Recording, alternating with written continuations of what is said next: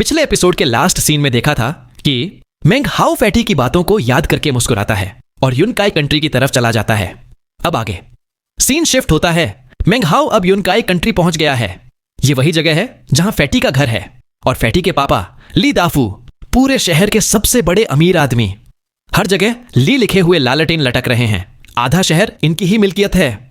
मेंग how को याद है पहले जब भी उसे पेन, स्याही या कागज खरीदना होता था यहीं आता था, क्योंकि यहां सब कुछ सस्ता मिलता था।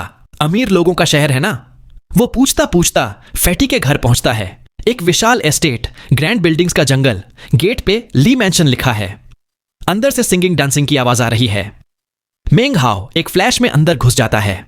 अंदर कोर्टयार्ड में एक बहुत मोटा रॉयल रोब पहना हुआ आदमी बैठा है, फैटी का पापा। उसके बगल में एक यंग मैन है जिसका चेहरा एरोगेंट है, लेकिन बॉडी थोड़ी कमजोर लग रही है, जैसे शराब औरत में ज्यादा ही डूब गया हो। वो बोर है, वाइन का ग्लास हाथ में है, आंखों में गंदी सी चमक है। वो बोलता है, अभी तक नहीं आई? फैटी के पापा फोर्स्ड स्माइल के साथ बोलते हैं, बस आ ही रही है यंग लॉर्ड, जाओ, मेरी बहू थोड़ा टाइम लेती है। तभी कुछ मेड सर्वेंट्स आती हैं। उनके पीछे एक खूबसूरत लड़की, फैटी की वाइफ, लेकिन उसके चेहरे पे डर है, वो कांप रही है।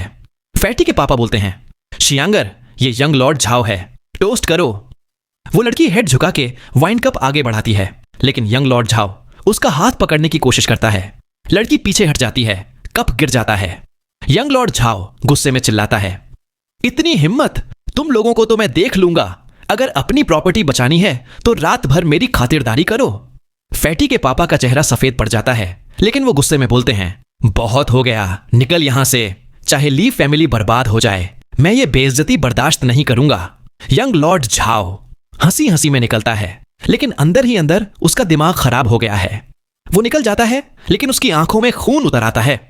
फैटी की वाइफ रो रही है। फैटी के पापा उसको संभालते हैं, चिंता मत करो, सब ठीक हो जाएगा। वो खुद अंदर जाके एक कमरे में बैठ जाते हैं। पूरा रूम बाइट मार्क से भरा है, यही फैटी का कमरा है। वो उदास होकर बोलते हैं, फुगुई, तू कहां है बेटा, वापस क्यों नहीं आता? तभी एक आवाज आती है, वो ठीक है। फैटी के पापा शॉक हो जाते हैं, देखते हैं कि एक ब्लू रोब में स्कॉलर खड़ा है, मेंग हाओ। वो बोलता है, मैं ली फुगुई का दोस्त हूं, मेंग हाओ, युनजे कंट्री से। फैटी के पापा तुरंत पहचान जाते हैं, तुम मेंग हाओ हो। मेंग हाओ स्माइल करता है, फुगुई स्टेट ऑफ जाओ में नहीं है, लेकिन जल्दी वापस आ जाएगा। मैं कोर्टयार्ड में सब देख रहा था, कुछ दिन यहीं रहूंगा। मुझे 3 स्पीयर्स चाहिए, एक आयरन, एक सिल्वर, एक गोल्ड। ये डिजाइन है। पेपर टेबल पे रख के वो आंख बंद कर लेता है। फैटी के पापा तुरंत समझ जाते हैं कि ये बंदा आम नहीं है। वो पेपर लेके निकल जाते हैं। दूसरी तरफ यंग लॉर्ड जाओ युनहाई कंट्री पहुंचता है। अपने छोटे भाई के रूम के बाहर रुकता है। उसका भाई है जाओ हाई, वही मेंग हाउ का एक्स सर्वेंट। अब वो भी पावरफुल बन गया है और अब ली फैमिली को लूटने का प्लान बना रहा है। वो बोलता है, 7 दिन रुक जा, मैं ब्रेक थ्रू कर रहा हूं, फिर ली फैमिली का काम तमाम। 7 दिन बाद जाओ हाई, यंग लॉर्ड झाओ और उनके रिटेनर्स सब युनकाई कंट्री आ जाते हैं, आंखों में किलिंग इंटेंट।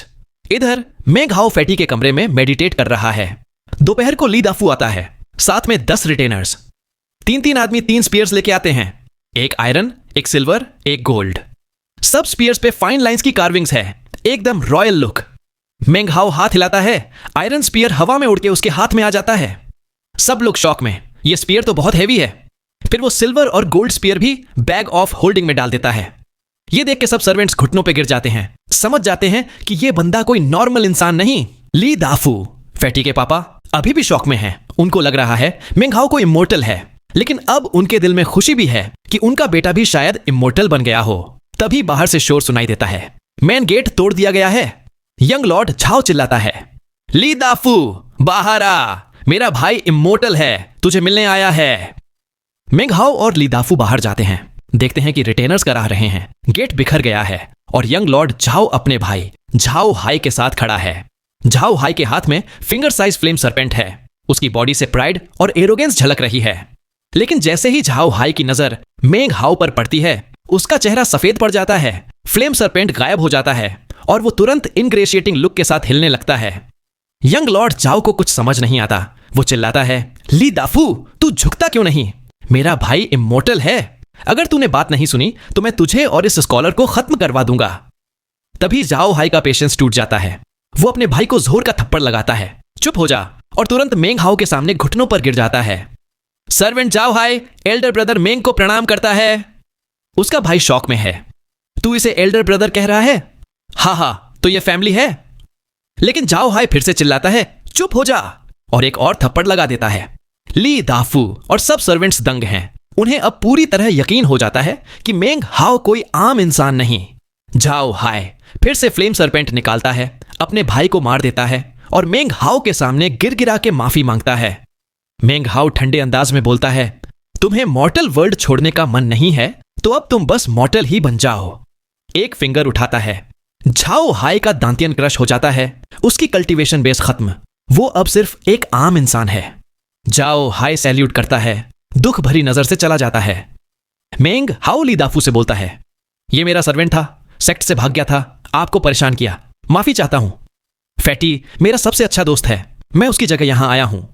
ली दाफू इमोशनल हो जाता है, खुशी से सोचता है, मेरा बेटा इमोर्टल बन गया। वो एंसेस्ट्रल हॉल में जाकर अगरबत्ती जलाने का प्लान बनाता है। मेंग हाउ युनकाई कंट्री छोड़ देता है। ऑटम की हवा में उसका रोब उड़ रहा है।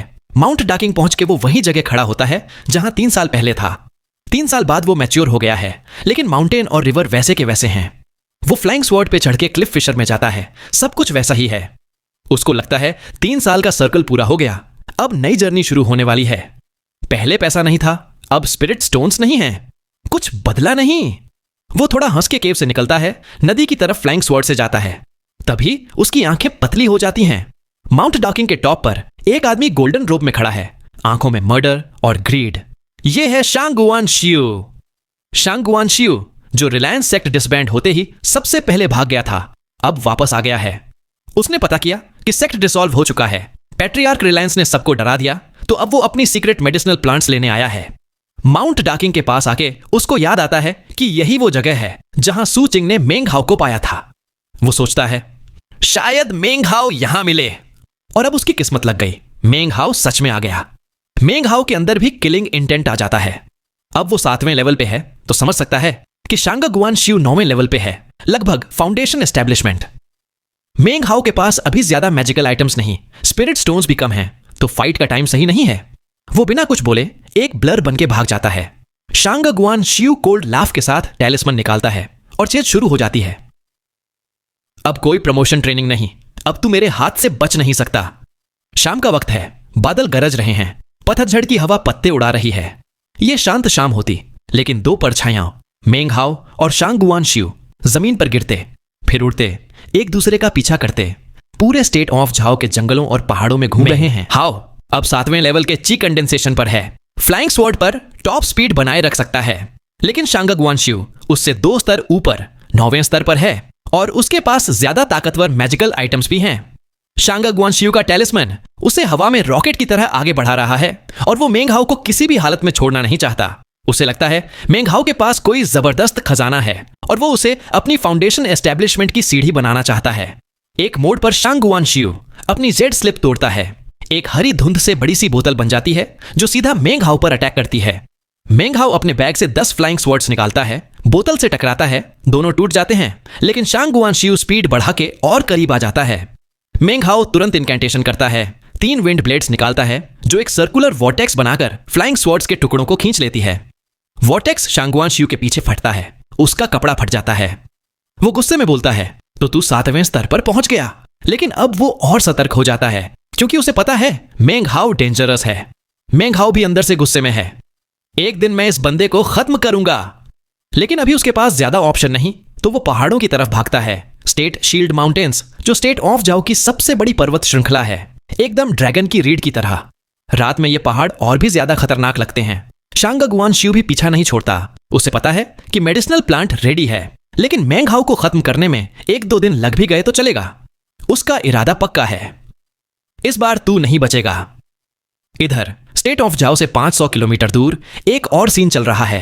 एक विशाल बर्फीली चोटी, उसके पास एक पठार जहां 100 के करीब यंग कल्टीवेटर्स सफेद चोगे में खड़े हैं, सब अलग अलग स्तर पर, 5वें से लेकर 9वें स्तर की ची कंडेंसेशन तक। यह कोई आम सेक्ट नहीं, यह है साउदर्न डोमेन का एक great sect, violet fate sect. 2 बुजुर्ग प्लेटफॉर्म के सामने गो बोर्ड के साथ बैठे हैं। एक सफेद चोगे में बिजली जैसी आंखें, ये हैं वू डिंगा क्यू, वायलेट फेट सेक्ट के एल्डर। दूसरा है एक्सेंट्रिक सॉन्ग। काले चोगे में चमकदार बाल, रहस्यमयी मुस्कान। वू डिंगक्यू अपने शिष्यों पर गर्व करता है। ये मेरे आउटर सेक्ट डिसाइपल्स हैं। एक्सेंट्रिक सॉन्ग, क्या कहते हो? एक्सेंट्रिक सॉन्ग मुस्कुराता है। बहुत बढ़िया, वायलेट फेट सेक्ट की शान है ये सब। लेकिन चलो अपनी शर्त लगाते हैं। वू डिंगक्यू एक बड़ा डार्क स्टोन निकालता है, हेवन क्रिस्टल। एक्सेंट्रिक सॉन्ग एक स्टार फ्रैगमेंट निकालता है। अगर तुम्हारे डिसाइपल्स माउंटेन के टॉप पर फ्लैग गिरा दें तो तुम जीत जाओगे, वरना ये हेवन क्रिस्टल मेरा। एक्सेंट्रिक सॉन्ग बोलता है, मैंने पूरी mountain treasures, spirit stones, unique spirit beast से भर दी है। 7 दिन तक कोई भी फाउंडेशन एस्टैब्लिशमेंट से नीचे का बंदा अंदर आ सकता है, तुम्हारे डिसाइपल्स या किसी और सेक्ट के। लेकिन जो कुछ नहीं जीत पाया वो मेरे स्पिरिट बीस्ट्स का खाना बन जाएगा। वो डिंगक्यू कॉन्फिडेंट है। वो बोलता है, मेरे डिसाइपल्स सबसे बेस्ट हैं, ये माउंटेन उनके लिए कुछ नहीं। एक्सेंट्रिक सॉन्ग बोलता है, मैं हेवन अर्थ घूम चुका हूं, अपने शब्द से कभी नहीं मुकरूंगा। लेकिन याद रखना, ये माउंटेन किसी भी सेक्ट के लिए खुली है जो चाहे आ सकता है। वू डिंगक्यू, वायलेट फेट सेक्ट का एल्डर, अपने डिसाइपल्स पर गर्व करता है।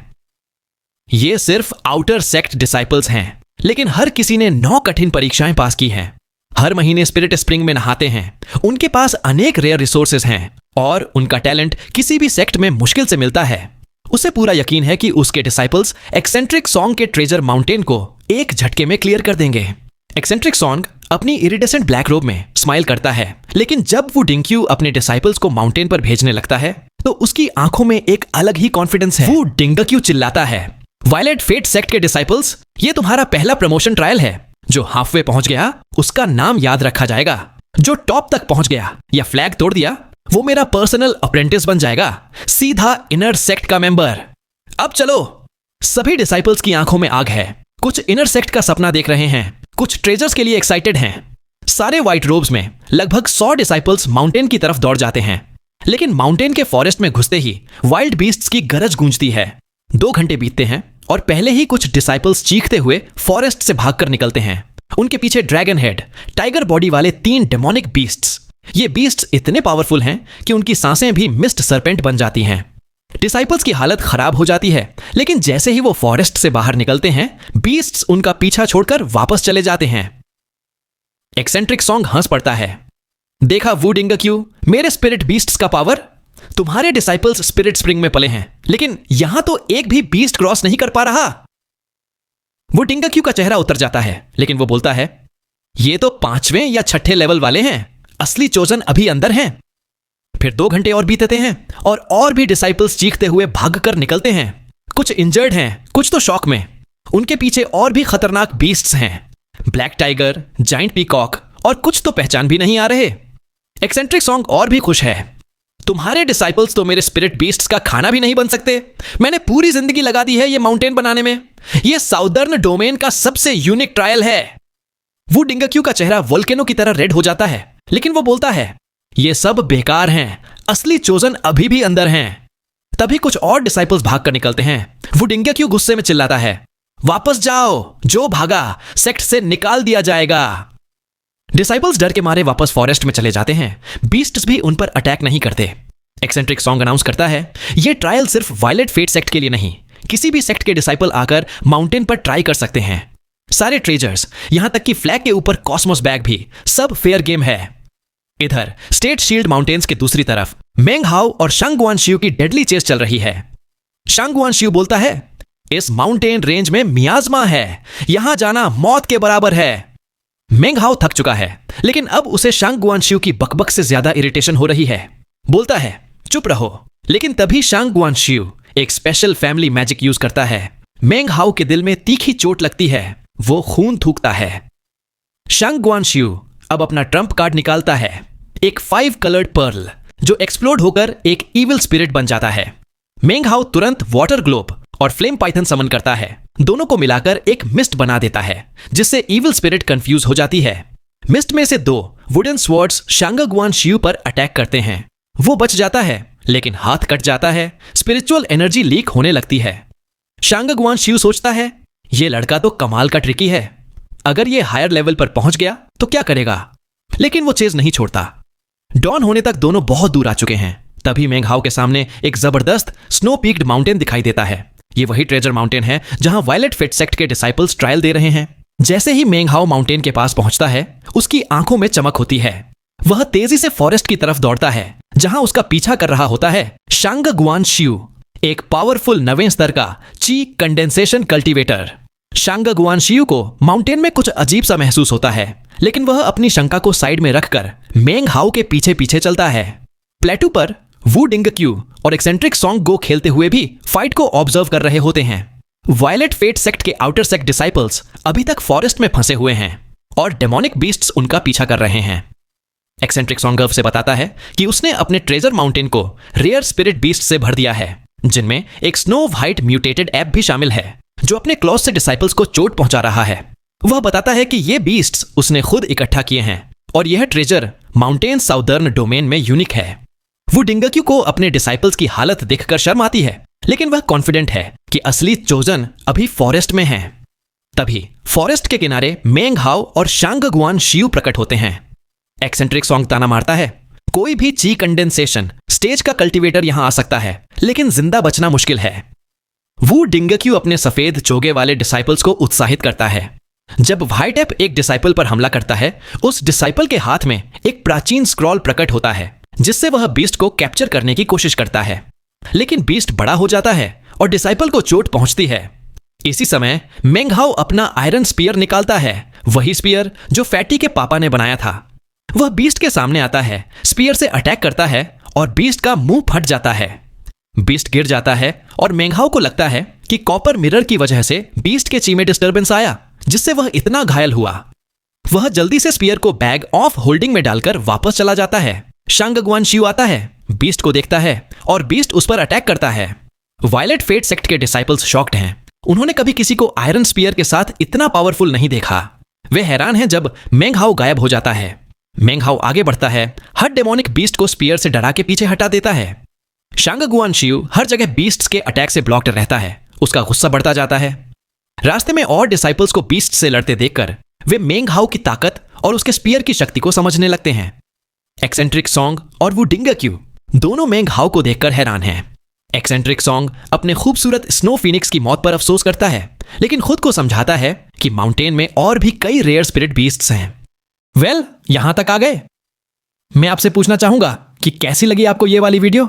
मुझे पता तो नहीं है, पर इतना जानता हूं कि कहीं ना कहीं जरूर से पसंद आई होगी। और अगर पसंद आई है तो आप सपोर्ट करने के लिए सब कुछ कर सकते हैं।